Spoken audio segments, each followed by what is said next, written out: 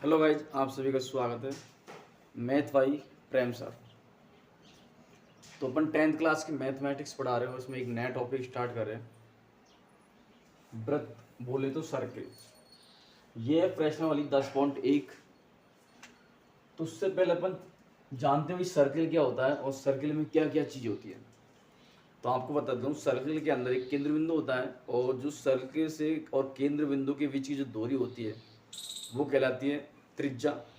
यदि कोई एक सीधी रेखा खींचे दो वृत्तों की तो अपन वो कहते हैं जीवा बोले तो व्यास। जैसे कि मैंने एक ये सर्किल बनाया, ये पूरा सर्किल बनाया, इसका जो केंद्र बिंदु है ये यहाँ से केंद्र बिंदु हो गया और ये दूरी किसका काम करेगी, यहाँ से त्रिज्या का काम करेगी। ये त्रिज्या का काम करेगी और ये क्या है, इसको नाम बोलेंगे अपन केंद्र बिंदु। क्या बोलेंगे? केंद्र बिंदु। यदि एक रेखा ये यहाँ से त्रिज्या है तो ये अपन ने सीधी खींची ऐसे, तो ये किसका काम करेगी, यहाँ पे व्यास का। किसका काम करेगी दोस्तों? व्यास। यदि यहाँ से मैं चलना प्रारंभ करता हूँ, वापस इसी स्थान पर आता हूँ चारों ओर घूम के, तो ये क्या कहलाई? इसकी परिधि। क्या कहलाई दोस्तों? परिधि। ये हो गया पूरा क्या भाई, ये व्यास हो गया, ये केंद्र बिंदु हो गया ये वाला, ये व्यास हो गया, ये परिमाप हो गया और ये त्रिज्या होगी। ये एक सर्कल के अंदर। दूसरी बात, एक सर्कल मैं अलग से लेता हूँ। यहाँ पे मैंने एक ये सर्कल लिया, इसके अंदर भी एक बिंदु से कितनी त्रिज्या खींची जा सकती है? एक बिंदु से अनेक त्रिज्या खींची जा सकती है। कितनी हुई? अनेक त्रिज्या खींची जा सकती है। तो यहाँ कहेंगे अपन क्या भाई, एक बिंदु से, कौन से भाई? एक क्या? केंद्र बिंदु से। क्या भाई? केंद्र बिंदु से। केंद्र बिंदु से क्या कहे? अनंत बिंदु हो सकते हुए। दूसरी, यहां से एक तीर से क्या आई? अनेक त्रिज्या। अनेक त्रिज्या या अनंत त्रिज्या कह सकते हैं। अनंत त्रिज्या खींची जा सकती है। इस प्रकार से अपन करते हैं। अब यहां से देखो, मैं एक और मैंने वृत्त लिया, ये भाई इस वृत्त का केंद्र बिंदु ये हो गया। ये यहाँ से केंद्र बिंदु है। यदि मैं एक कोई रेखा खींचता हूँ यहाँ से ये करते हुए, तो ये क्या किया भाई? स्पर्श किया। ये क्या है? स्पर्श रेखा। एक स्पर्श बिंदु मैंने एक, फिर यहाँ किया भाई, ये स्पर्श कर गई, फिर यहाँ किया, ये स्पर्श कर गई, फिर यहाँ किया। तो अपन क्या कहेंगे? एक स्पर्श रेखा वृत्त को स्पर्श करती है एक बिंदु पर एक रेखा, एक बिंदु पर एक स्पर्श रेखा भाई। तो अपन कहेंगे एक बिंदु पर, एक बिंदु पर क्या है? एक स्पर्श रेखा। यदि अनेक बिंदु लिए, क्या लिए भाई? अनेक बिंदु। अनेक बिंदु लेंगे तो क्या होगी? अनेक स्पर्श रेखा। क्या है दोस्तों? अनेक स्पर्श रेखा।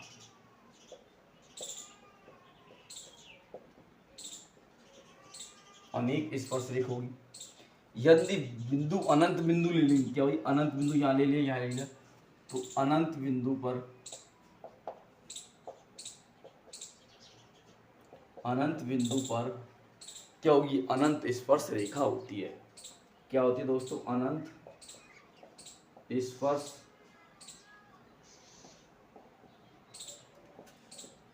रेखा। यहां से लिया तो ये खींच दी, यहां से लिया ये खींचा, यहां से लिया ये खींचा, यहां से लिया ये खींचा। मतलब एक बिंदु पर एक स्पर्श रेखा, अनेक बिंदु पर अनेक स्पर्श रेखा, अनंत बिंदु पर अनंत स्पर्श रेखा। मतलब अनंत बिंदु हुए भाई, एक बिंदु ये हो गया, ये हो गया, ये हो गया, मतलब कितना भी बिंदु लेंगे उतना ही क्या है? इसकी स्पर्श रेखा हो जाती है। आगे बात करते हैं। यहां से मैंने एक सर्किल लिया भाई, यदि कोई रेखा इसको दो जगह से प्रतिच्छेद करती हुई, कितने जगह से हुई? यहां से इसको दो जगह से प्रतिच्छेद की हुई। यदि कोई एक रेखा एक वृत्त को दो जगह से प्रतिच्छेद करती है फिर काटती है तो उसे कहते हैं छेदक रेखा। इसको नाम क्या देंगे? छेदक रेखा। क्या नाम है इसको? छेदक रेखा। आया। एक और मैंने सर्किल बनाया ये, और एक रेखा इसकी मैंने इसकी ऐसे खींची, ये फिर मैंने इसके समांतर खींची, ये खींची। तो इसलिए क्या किया है, ये रेखा जो वृत्त होता है इसका क्या है, समांतर है, लेकिन न तो ये स्पर्श कर रही है और ना ही ये प्रतिच्छेद कर रही है। तो इससे क्या कहेंगे? अप्रतिच्छेद रेखा। क्या कहेंगे दोस्तों? अप्रतिच्छेद रेखा। तो इस प्रकार से मैंने आपको बताया भाई वृत्त के बारे में कि वृत्त क्या होता है। वृत्त के अंदर एक केंद्र बिंदु होता है, त्रिज्या होती है, व्यास होता है, जीवा होती है, पूरा परिमाप होता है, मतलब परिमाप बोले तो परिधि कह देंगे अपन इसके लिए। उसके बाद अनेक बिंदु पर अनेक स्पर्श रेखा होती है। अनंत बिंदु होगा, मतलब अनंत बिंदु मतलब इसमें कितने भी बिंदु होंगे तो उतनी क्या स्पर्श रेखा होगी। ठीक है, यहाँ से मैंने आपको बताया। अब प्रश्न नंबर 1 की स्पर्श रेखा हो सकती है भाई, एक वृत्त की कितनी स्पर्श रेखा हो सकती है? तो मैंने अभी आपको बताया कि एक बिंदु पर एक स्पर्श रेखा होती है, अनेक बिंदु पर अनेक स्पर्श रेखा होती है, और अनंत बिंदु होगा, मतलब अनंत बिंदु का मतलब कितने भी बिंदु होंगे तो उतनी क्या है स्पर्श रेखा होगी। तो यहाँ देखो भाई, मैंने एक वृत्त बनाया, पहले एक वृत्त बनाया, तो ये वृत्त को ये स्पर्श कर रही है एक बिंदु, ये दूसरा वही स्पर्श कर रही है, फिर यहाँ से ये कर रही है, फिर यहाँ से ये कर रही है, फिर यहाँ से ये किया। तो अपन कह सकते हैं कितनी रेखा बना सकते हैं? तो यहाँ पे आंसर आएगा क्या भाई? अनंत। क्या है? अनंत स्पर्श रेखा। क्या भाई? इसकी अनंत स्पर्श रेखा बना सकते। ठीक है दोस्तों, इस पहला प्रश्न इस प्रकार से हुआ। अगला प्रश्न दूसरे का पहला प्रश्न आपके इसके ऊपर कि किसी वृत्त की स्पर्श रेखा उसे स्पर्श बिंदु पर प्रतिच्छेद करती है। देखो भाई, मैंने एक सर्किल बनाया, ये किसी वृत्त की स्पर्श रेखा भाई, ये मैंने एक स्पर्श रेखा बनाई, तो ये कह रहा जिस उस बिंदु पर प्रतिच्छेद करते हुए, ये प्रतिच्छेद किया, तो कितनी बार प्रतिच्छेद किया इसने? एक बार। कितनी बार दोस्तों? एक बार क्या किया इसने? प्रतिच्छेद किया भाई, एक बार प्रतिच्छेद, एक बार क्या भाई? प्रतिच्छेद रेखा। इसी प्रकार से इसका दूसरा प्रश्न कि एक वृत्त को दो बिंदु पर प्रतिच्छेद करने वाली रेखा। देखो दोस्तों, एक वृत्त बनाया मैंने,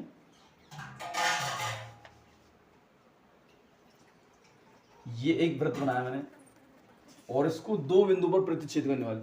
तो मैंने यहां से ये किया भाई, तो एक बिंदु ये हो गया, एक बिंदु ये, दोनों बिंदु हो गए, इसको नाम ए दिया और इसको मैंने नाम बी दिया।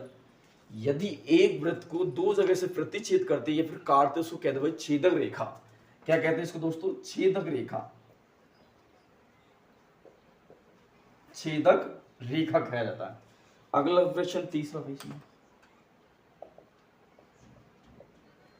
एक वृत्त को दो समांतर रेखा, एक वृत्त की समांतर स्पर्श रेखा हो सकती है। देखो भाई, ये मैंने एक बनाया सर्किल, इसके समांतर रेखा कितनी हो सकती है? एक समांतर रेखा तो ये हो सकती है, एक ये हो सकती है वृत्त के अंदर भाई। तो इसकी कितनी समांतर रेखा हुई? ये कह रहा भाई एक वृत्त की समांतर रेखा हो सकते हैं, एक वृत्त ये रहा, उसकी समांतर रेखा कितनी होगी? एक समांतर रेखा ये होगी और दूसरी ये होगी। तो कितनी रेखा हो सकती है? एक वृत्त की दो समांतर रेखा हो सकती है।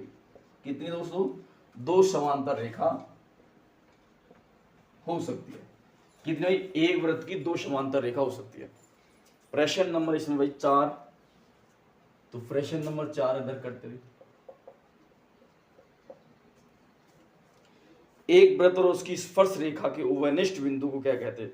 देखो एक मैंने क्या बनाया? वृत्त बनाया, इसकी स्पर्श रेखा के उभयनिष्ठ बिंदु को, ये देखो भाई एक बिंदु, ये स्पर्श रेखा होगी, उभयनिष्ठ बिंदु ये हो गया, उसको क्या कहेंगे भाई? स्पर्श बिंदु।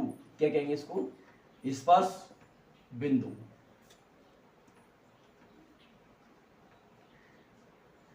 क्या कहेंगे दोस्तों? ये उभयनिष्ठ बिंदु हो गया, इसको कहते हैं अपन स्पर्श बिंदु कहते हैं। क्या कहते हैं? स्पर्श बिंदु कहते हैं। आया दोस्तों, इस प्रकार से मैंने आपको प्रश्न बताया। अब अगला प्रश्न नंबर 3। प्रश्न नंबर 3 क्या है कि 5 सेमी त्रिज्या वाले पी बिंदु पर स्पर्श रेखा पी क्यू और ओ किन। तो यहां से देखो मैं एक सर्किल बनाया, मैंने ये सर्किल बना दिया।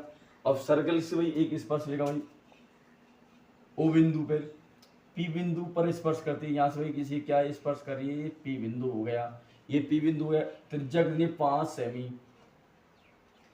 तो यहां से पी और क्यू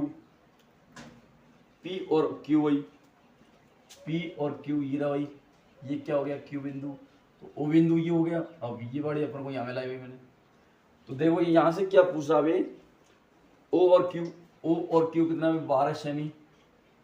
और पी और क्यू की लंबाई चाहिए अपन को, ये वाली लंबाई अपन से पूछिए। तो ये कितने होता है? 90 डिग्री होता है, आपको पता है। अब यहाँ से अपन क्या करेंगे भाई? इसकी पी और क्यू की लंबाई आनी। तो कौन सी लंबाई निकालनी है अपन को? पी और क्यू के बीच की लंबाई निकालनी है। तो कैसे निकालते? ये क्या हो गया भाई? आधार, सॉरी ये लंब हो गया, ये आधार हो गया, ये क्या कर्ण हो गया? तो पाइथागोरस प्रमेय के अनुसार पाइथागोरस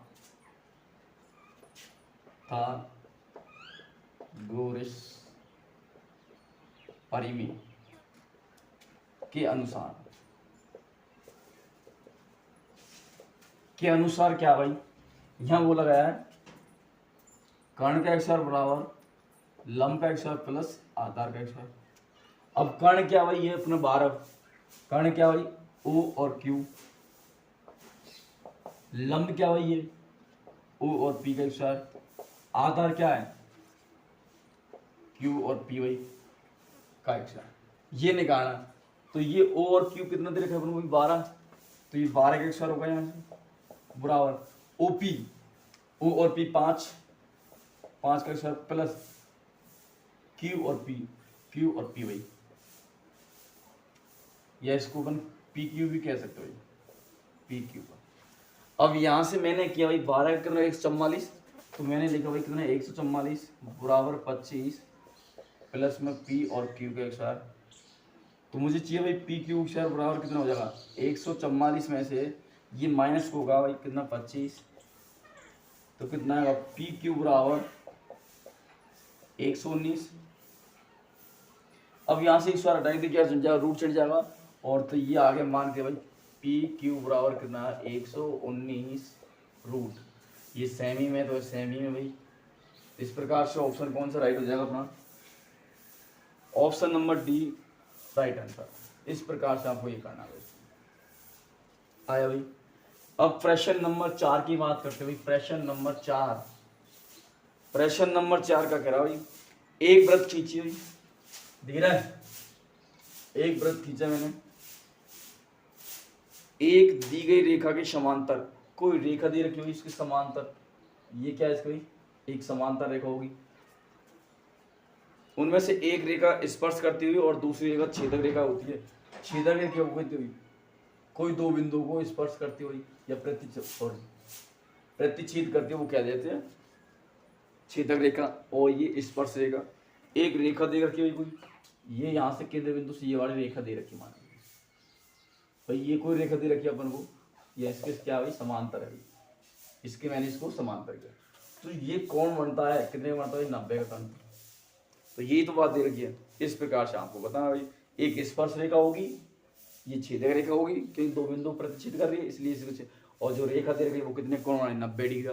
और मैंने आपको बताया कि कोई भी स्पर्श रेखा एक वृत्त को स्पर्श करती है, वहां बिंदु पर कितना कोण बनता है? 90 डिग्री का कोण बनता है। ठीक है दोस्तों, आपको कैसा लगा ये 10.1 का सेशन 10th क्लास की मैथमेटिक्स का? आपको अच्छा लगा तो कमेंट करके जरूर बताइए।